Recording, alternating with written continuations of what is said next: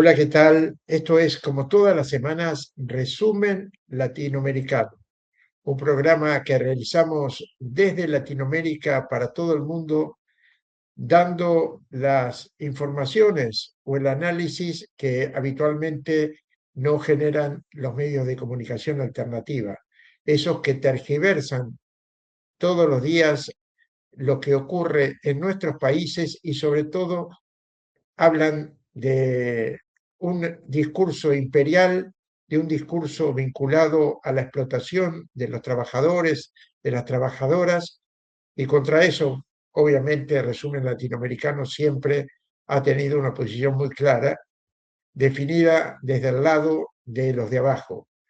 Y por eso hoy vamos a hablar también de un tema que nos parece importante y que ha sido totalmente ignorado por los medios de comunicación, que es la realización de un evento importante, una conferencia mundial contra el fascismo que acaba de culminar en la ciudad brasileña de Porto Alegre. En ese encuentro estuvo representada la Argentina, pero también eh, militantes y gente vinculada a la lucha antiimperialista y anticapitalista de 40 países. Hubo conferencias, hubo una gran manifestación realizada por organizaciones sociales políticas de la izquierda brasileña, más el concurso de todos los que habíamos ido de distintos países y que recorrió las calles de Porto Alegre con banderas de Palestina, con banderas de Irán, de todas las luchas que se están dando en este momento. En los encuentros, en los debates, participaron activistas de distintos países que están sufriendo la colonización norteamericana o el avance del sionismo y la extrema derecha en todos los países.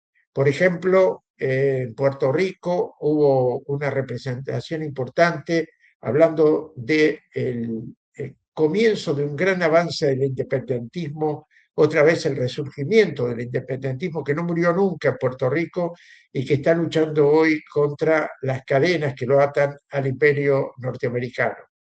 También obviamente se habló de Argentina mucho, con todo lo que significan los últimos acontecimientos, la reforma laboral, las leyes dictadas a punta de prácticamente de decreto único por parte del gobierno de Javier Milei y también su total vinculación con el imperio norteamericano y con el sionismo. Brasil obviamente estuvo representada por mucha gente vinculada al partido, al PSOL, que es uno de los partidos importantes que apoya a Lula junto con el Partido de los Trabajadores en Brasil y que se prepara para una elección este año donde la izquierda ha decidido marchar unida en la primera vuelta, algo que es un ejemplo que hay que tratar de imitar, porque en la segunda vuelta siempre se corre el peligro de perder la elección. En cambio, es tal la necesidad de que no llegue al gobierno el hijo de Bolsonaro que la izquierda ha decidido unirse en esta emergencia. También se habló obviamente de la geopolítica mundial, estuvo representado Irán a través de una autoridad religiosa que vive en Brasil, estuvo también representada Palestina por militantes de la solidaridad y también el embajador de Palestina en Brasil. También estaba Tiago Ávila, el joven que estuvo en la flotilla Sumut y que ahora esta semana en Buenos Aires va a participar de una conferencia de prensa precisamente para anunciar junto con otros activistas que ya estuvieron en la flotilla anterior, la mayor flotilla del mundo. 100 barcos van a ir nuevamente a Gaza, a tratar de llegar a Gaza para desafiar el poderío sionista y enviar, obviamente, esos alimentos, esos medicamentos que Gaza está necesitando. Gaza que sigue, ustedes lo saben, bajo bombardeo, bajo ataque israelí. Y hablando de ataques, también la representación de Cuba a través de Fernando Rojas, que es el director de todo el Fondo Literario de Casa de las Américas, se hizo presente en este evento del que le estamos hablando. Y la, la postura de Cuba de afianzar la necesidad de que se vuelque la solidaridad internacionalista con su país y también en una ida y vuelta, como hace Cuba siempre, reclamar desde Cuba la solidaridad con todos los que están luchando en el mundo o padeciendo la presencia del imperialismo yanqui. Hubo una mesa también, Cuba-Venezuela, donde se habló de la situación difícil que está pasando la República Bolivariana de Venezuela, con la presencia prácticamente de funcionarios y empresarios norteamericanos que están tratando de llevar a cabo la expoliación del petróleo, cosa que Cuba, Venezuela, lo plantearon los dos países igual, dijeron que se usa el petróleo como arma para sojuzgar a los pueblos, pero que en Venezuela el pueblo venezolano no está dispuesto a entregar su soberanía de ninguna manera. También estuvo presente una delegación de Europa que a través de Eric Toussaint, que ahora vamos a escucharlo porque lo entrevistamos, y que fue uno de los grandes protagonistas del lanzamiento de esta corriente antiimperialista y antifascista, él planteó la necesidad de unir las fuerzas de la izquierda en todo el mundo para rechazar esta ofensiva norteamericana. Vamos entonces a presentar a Eric Toussaint. Él es un escritor, un hombre dedicado al estudio de la historia de los pueblos, es de nacionalidad belga y es uno de los grandes intelectuales de Europa y obviamente de las luchas antiimperialistas y anticapitalistas.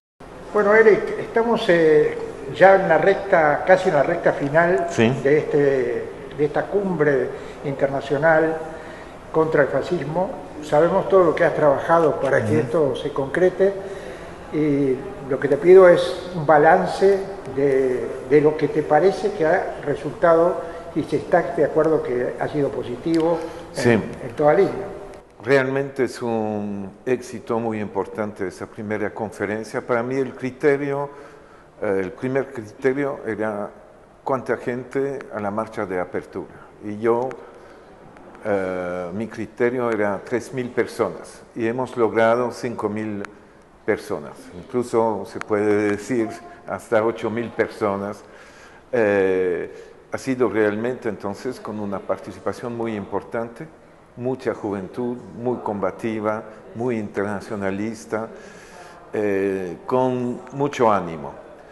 Y hemos arrancado con la primera conferencia también, con mucha combatividad, y eso ha sucedido con cada plenaria, incluso hoy, el segundo día, con la plenaria de solidaridad con Palestina, con más de 1.000 personas en la sala. Y al mismo tiempo hay decenas de actividades autoorganizadas. Es decir, que hay que agregar a los participantes de las plenarias los que están en una multitud de talleres que muestran una gran diversidad. Y claro, la izquierda a nivel internacional tiene sus divisiones, sus contradicciones, y para mí el desafío era lograr juntar organizaciones de izquierda que no tienen la costumbre de trabajar de manera conjunta. A partir de un ejemplo positivo que ha sido el ejemplo en Brasil en 2022, la capacidad de 3 partidos, PT, PCdoB, PSOL, de superar sus desacuerdos del pasado y unirse para derrotar a Bolsonaro, y lo lograron. Es el ejemplo de que cuando las izquierdas logran superar sus desacuerdos, es posible derrotar la extrema derecha si se trata de elecciones. De alguna manera, el nuevo Frente Popular en Francia en junio 2024 lo había demostrado también por la unidad entre France Insoumise, Partido Comunista, Partidos Socialistas, Verde, NPA, etc. Cuba, Venezuela, el escudo de las Américas, de Marco Rubio, el Trump. ¿Qué opinión tenés de ese escudo de las Américas generando acciones también con sus aliados, con sus lacayos, contra Cuba, contra Venezuela? Sí, claro que personalmente, como muchos, tengo sumamente una preocupación por lo de Cuba, porque en este caso realmente Estados Unidos está decretando un embargo total en el abastecimiento de petróleo. Cuba resiste a más de 60 años de bloqueo, pero ese bloqueo es un bloqueo total. Por esto, una prioridad absoluta es la solidaridad con Cuba y yo diría movilizarse para, más allá de las iniciativas sumamente importantes como la flotilla hacia Cuba, presionar al gobierno de México, al gobierno de Brasil, al gobierno de Pedro Sánchez, de mandar barcos de petróleo y no solamente de ayuda humanitaria. Lo que necesita Cuba en prioridad es petróleo para hacer funcionar sus hospitales, para que la gente tenga luz en sus hogares. Es absolutamente fundamental para la vida cotidiana en Cuba. Entonces, para nosotros, en términos de solidaridad, es una prioridad absoluta.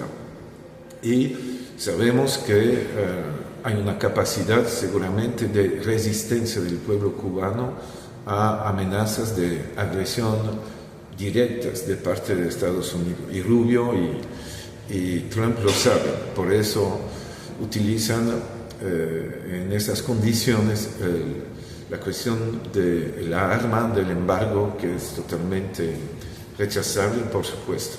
Más allá, es absolutamente claro que Trump demuestra que, él lo dice muy claramente, o tú como gobierno te sometes y haces parte de mis aliados, pero mis vasallos, que yo voy a dominar completamente. Eso es respecto a Bukele en El Salvador, a Noboa en Ecuador, a Milei, a Cast, por un lado, y dice Trump a los demás gobiernos, el de Petro o de Lula, tengo toda la capacidad, tengo el ejército el más letal del mundo y tengo la capacidad y la voluntad de hacerle un daño máximo.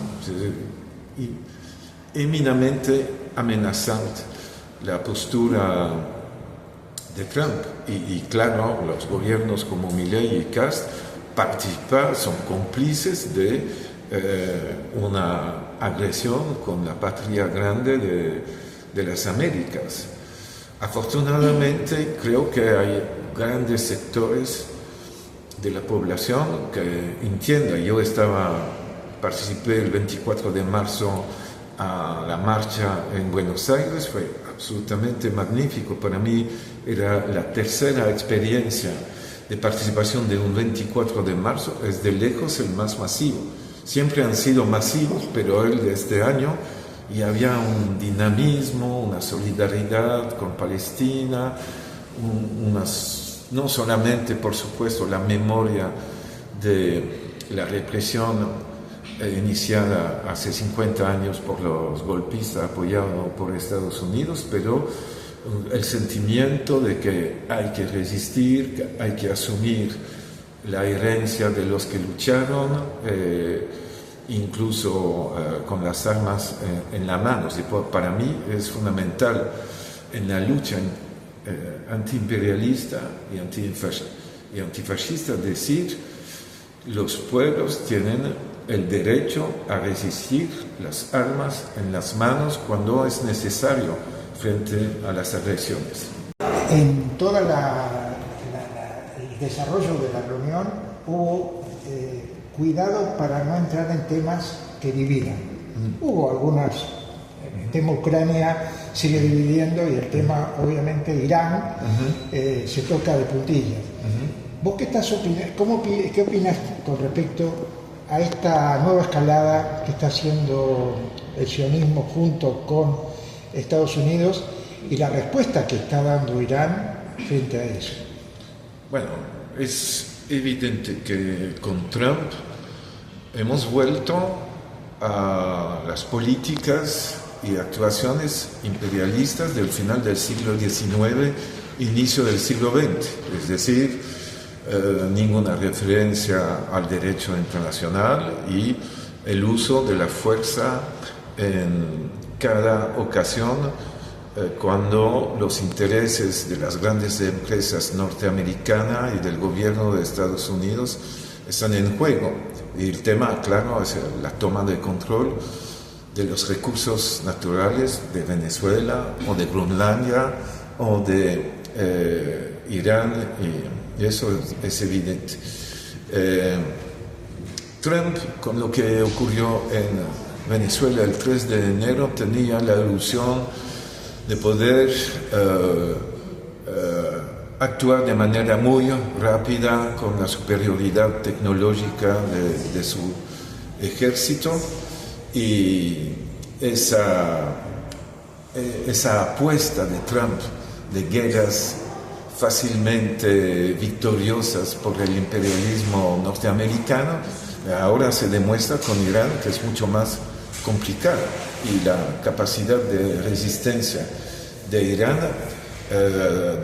pone en jaque la estrategia de Trump a ese nivel, que decía: yo, a diferencia de Biden o de Barack Obama o de Bush, no voy a mandar cuerpos militares masivos para ocupar territorio y tener guerras sin fin. Ahora esa ilusión de Trump aparece por lo que está, una ilusión, y que hay capacidad de resistencia. Eso me parece muy importante. Geopolíticamente, ¿qué cambiaría si realmente Israel o Estados Unidos, en este caso, que parece que es el que más quiere negociar a corto plazo, retrocedieran? No digo sean derrotados, porque eso es otro cantar, sí, pero retrocedieran frente a este embate. Claro que si Trump estaría obligado a hacer concesiones, por supuesto sería una victoria. Me parece muy importante de defender un país del sur agredido por el imperialismo, cualquier sean los desacuerdos que podemos tener con el régimen y su actuación. No estoy en favor de un régimen teocrático conservador, pero estoy en defensa de un Estado agredido, y en una guerra contra el imperialismo yo estoy en favor de la derrota del imperialismo. Eso, y sería importante como lección para el imperio encontrarse nuevamente. Ya yo diría, Trump está ya en jaque, pero ustedes como yo oyeron Rubio lo que dijo ayer a los europeos, que van a destruir totalmente a Irán y que pueden seguir 3 o 4 semanas y que van a destruir totalmente la armada iraní y su capacidad de actuar. Entonces eso vamos a ver. No quiero hacer definiciones sobre lo que va a ocurrir exactamente. Tú y yo no lo sabemos, pero afirmo, claro, el derecho de Irán a resistir, y digo que si Estados Unidos estuviera obligado a hacer concesiones importantes, sería algo positivo, porque hay que derrotar esa agresión imperialista. ¿Corre peligro la elección en segundo término para Trump con la baja popularidad que se está notando en este momento, por lo menos en las primeras encuestas que circulan en Estados Unidos? Bueno, lo que espero es que hoy esas manifestaciones, se habla de 3.000 manifestaciones no King convocar hoy. Entonces, ya mañana o pasado mañana se podrá hacer un balance, pero espero que va a ser una gran movilización, quizás una de las más grandes en Estados Unidos, de resistencia a Trump. Y hay que decir que al mismo tiempo, hoy sábado 28, hay una enorme movilización en Londres. Esperaban convocar a 200.000 personas en una gran marcha antirracista frente a la extrema derecha que organizó unos meses atrás una enorme marcha pro-racista. Y el mismo día, hoy en Italia, hay también una movilización masiva. Veremos cuántos centenares de miles de personas van a participar. Es decir que, volviendo al tema antifascismo, antiimperialismo, sí hay resistencia de los pueblos y hay capacidad de iniciativa de las izquierdas cuando se unen para movilizar en las calles centenares de miles o millones de personas en el caso de Estados Unidos. Eso es muy importante, es decir que hay victorias de la extrema derecha está a la ofensiva, el imperialismo norteamericano y su aliado Israel está también a la ofensiva, pero los pueblos resisten, se movilizan y eso es fundamental para nosotros. A pesar de toda esa multitud, y que realmente emociona 50 años después, estamos teniendo problemas en Argentina para encontrar una fórmula de cómo ver la luz al final del túnel. O sea, que va a ser por la vía electoral aparentemente, y faltan liderazgos, hay una división en la izquierda y el campo popular. ¿Qué crees que nos falta en el sentido de construcción? Porque es una preocupación que tenemos todos. Podemos participar activamente en las calles por reivindicaciones, pero a la hora de ir por la vía electoral, más allá de si estás de acuerdo o no estás de acuerdo con esa vía, evidentemente Milei saca votos, vamos al 27 donde puede haber otra candidatura de derecha, más potente incluso que la de Milei, y la izquierda, el campo popular, para decirlo más ampliamente, tiene problemas para dar el golpe definitivo. Claro, comparto tu criterio.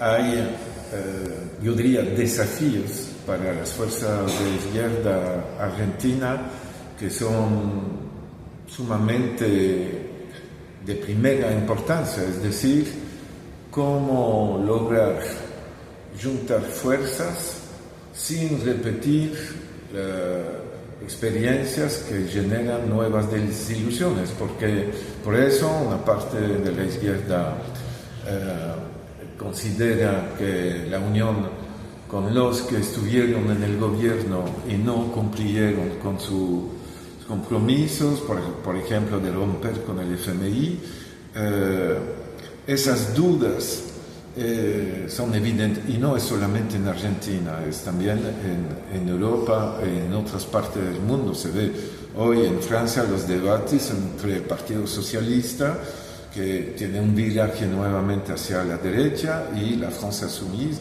que tiene una postura muy radical y con mucho coraje, denunciando el genocidio en Gaza y siendo estigmatizado como supuestamente antisemita.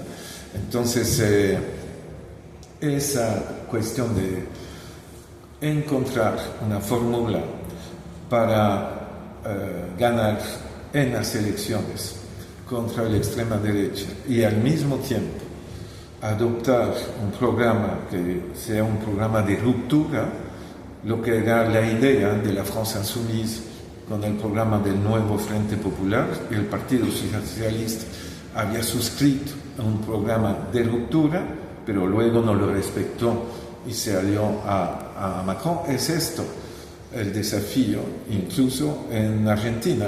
Entonces yo diría, es fundamental, por ejemplo, desde las organizaciones sindicales, desde el movimiento piquetero, todas las formas de movimiento social, tratar de ponerse de acuerdo sobre un programa. La declaración que se ha leído el 24 de marzo en la Plaza de Mayo, ese largo manifiesto, contiene de alguna manera las medidas que tendría que tomar un gobierno. Hasta incluso se habla de repudio de la deuda externa. Entonces, yo diría, esa base volviendo a Argentina, del texto del 24 de mayo, debería ser, yo diría, un texto a someter a debate y ver cuáles fuerzas políticas se comprometen a realmente realizar ese programa. Y claro, seguramente del lado de la CTA autónoma, de la CTA, los trabajadores, habrá un apoyo. El tema es la CGT, por supuesto, y el tema es del lado de los peronistas, la postura de los kirchneristas y de otros sectores del peronismo. Y esto es claramente complicado, pero bajo la presión de las bases de un lado y de la necesidad de poner fin a la obra de destrucción de las conquistas populares por parte de Milei, espero que habrá la capacidad de encontrar la respuesta. Y por eso, Carlos, me parece muy importante la idea que se va a lanzar desde acá, de que se convoca en Argentina, en el transcurso de los 12 meses que vienen, un nuevo encuentro antifascista para el Cono Sur, lo que implica, por supuesto, una unidad de las izquierdas argentinas. Y vamos a, desde esa conferencia, tratar de estimular realmente y de apoyar las fuerzas que están dispuestas a juntar sus fuerzas a pesar de los desacuerdos y divergencias. Todo un desafío, ¿no? Un desafío absolutamente enorme y vital al mismo tiempo. Es decir, que si no lo logramos, las consecuencias van a ser todavía más terribles que la situación actual. Como parte de un medio de comunicación alternativo, tengo que preguntarte fundamentalmente cómo ves el papel que están jugando hoy los medios hegemónicos y qué nos faltaría a nosotros, una opinión que te pido, para de alguna manera jugar más fuerte en esta batalla de ideas y también para evitar tanta contaminación mediática sobre la población masiva. Bueno, primero es absolutamente claro que un sector muy importante del gran capital controlando los grandes medios de comunicación ha optado por la orientación fascista o neofascista. Eso es nuevo de los 10 últimos años y podemos, en el caso de Francia, decir el billonario Bolloré, Vincent Bolloré, que tiene 10 diarios, tiene 2 canales de televisión, radio, etcétera, apoya totalmente a la extrema derecha y lo asume. Bueno, y frente a esto, entonces, la capacidad del campo progresista, el campo popular, a generar medios de comunicación alternativos con un carácter masivo es fundamental. Y retomando el ejemplo de Francia, me parece que a ese nivel, por ejemplo, la France Insoumise logra producir videos que son vistas por 400, 500.000 personas. El medio alternativo francés Blast, que nació hace 3 o 4 años atrás también, con videos vistas por 300.000, 500.000, y Mediapart también. Así que hay un desequilibrio.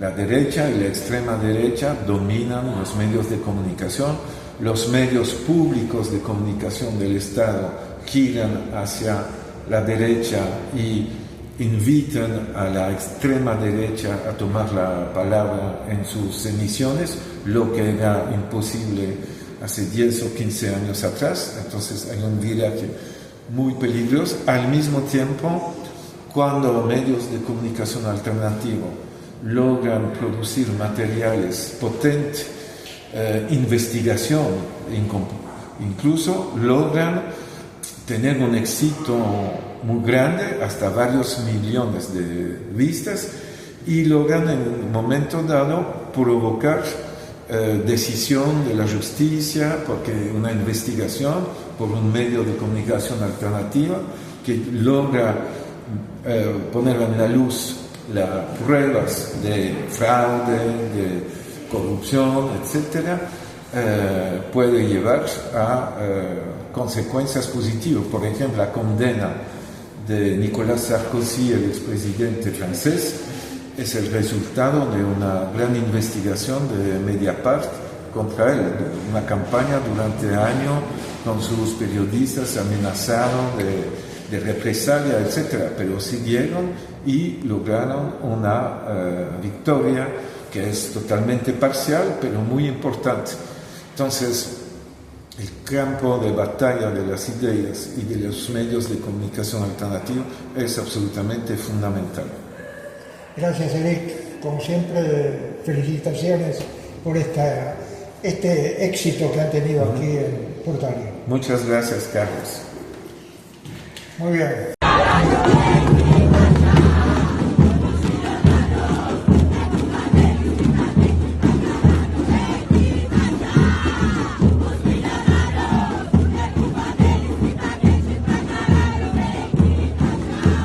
Olá, mis hermanas y mis hermanos, yo soy Tiago Ávila, internacionalista, ambientalista de Brasil. Yo estoy acá en la Conferencia Internacional Antifascista en Porto Alegre. Nosotros estamos hablando sobre la sociedad que vivimos, un planeta de 8 billones de personas donde un sistema explota, oprime y destruye la naturaleza y tiene en el cerne del capitalismo el imperialismo como su etapa ahora destructiva y peligrosa a la humanidad y toda la vida en la Tierra. Nosotros estamos aquí para decir que no aceptamos el camino fascista de ser gobernado por billonarios de las Big Techs que intentan controlar nuestra vida, de billonarios del complejo industrial militar que lucran con la guerra y la destrucción, o por criminales de guerras y pedófilos como Donald Trump o incluso el criminal Benjamin Netanyahu. Nosotros queremos un camino de buen vivir para los pueblos, una sociedad libre de esos grandes males, una sociedad libre de este sistema que nos hace tanto daño. Entonces nosotros estamos acá para hacer frente a esa ola fascista en el mundo, que es un proceso común del sistema capitalista que utiliza del fascismo en su momento de crisis y que nosotros no aceptamos eso. Queremos derrotar ese sistema y poner en su sitio un otro sistema, mucho mejor que ese, más justo, más igualitario, con la mayor dosis de felicidad posible, porque sabemos que el genocidio que pasa en Palestina, en Congo, en Sudán, el ecocidio en Brasil, en Argentina y tantas otras partes del mundo, y la destrucción y amenaza de bombas en Líbano, en Irán, de ataque y secuestro del presidente de Venezuela, de bloqueo naval contra Cuba, las amenazas a México, Colombia, Brasil y tantas otras partes, es fruto del mismo sistema, el mismo enemigo. Por eso nosotros tenemos que estar unidos en esa grande marcha y gran batalla histórica de nuestra generación. Hace pocos días acabas de ser liberado, estuviste preso, detenido, demorado, y entiendo que partís rumbo a Gaza nuevamente. ¿Querés expresar algo respecto a eso? Bueno, el imperialismo tiene sus mecanismos y el sionismo tiene sus mecanismos también de persecución, de intento de criminalización, no solamente contra yo, Francesca Albanese y tantas otras personas enfrentan durísimas sanciones, durísimas violaciones por hacer lo correcto, que es oponerse a una ideología racista y supremacista que practica un genocidio en Palestina y oponerse al peor, más peligroso y más destructivo imperio y fuerza militar del mundo y de la historia, que es el imperialismo yanqui. Nosotros no tenemos a eso, no tenemos miedo de ellos, seguiremos en esa batalla, vamos rumbo a Gaza, así como llegamos en Cuba ahora, vamos a mostrar que el cerco y el asedio ilegal de Israel bajo Gaza, que ya dura 19 años, hay que acabar. Y el genocidio de 8 décadas en Palestina hay que acabar. Por eso vamos.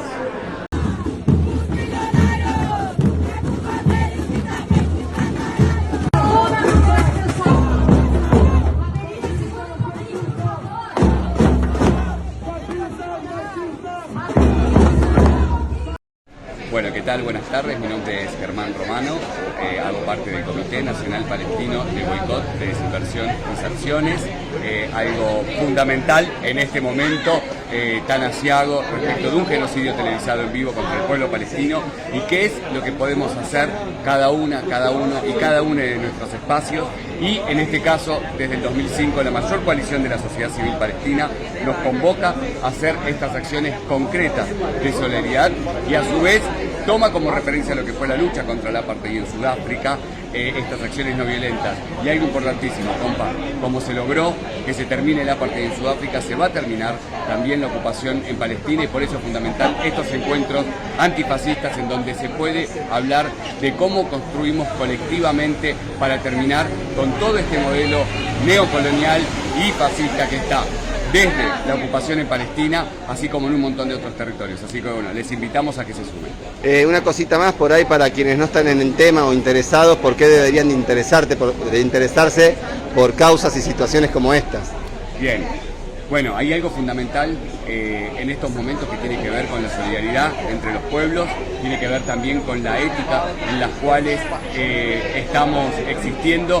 Y hoy decirle a quienes gobiernan también algo fundamental que es una cuestión legal. En función de los fallos que ha habido y las resoluciones de la ONU es importantísimo. Y en el caso de Argentina, que gobierna Javier Milei, hoy está siendo un aliado de un prófugo de la justicia como es Benjamín Netanyahu. Recordemos que la Corte Penal Internacional ha emitido un fallo en donde pide su detención por crímenes de guerra y delitos de lesa humanidad contra el pueblo palestino.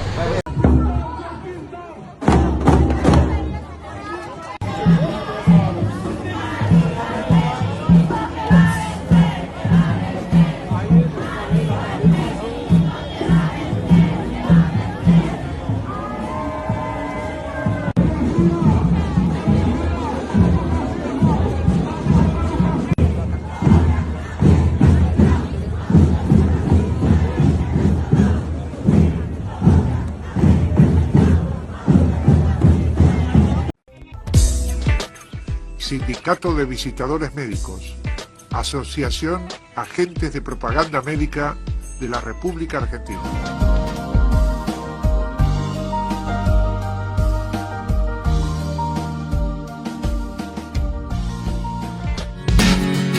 Asociación de Trabajadores del Estado, Central de Trabajadores Argentinos.